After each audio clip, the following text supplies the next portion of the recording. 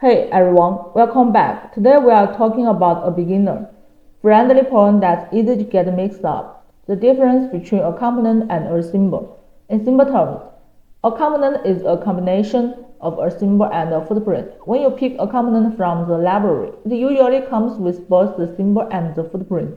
So you can drop it straight onto your schematic and it will also match the actual footprint on your PCB.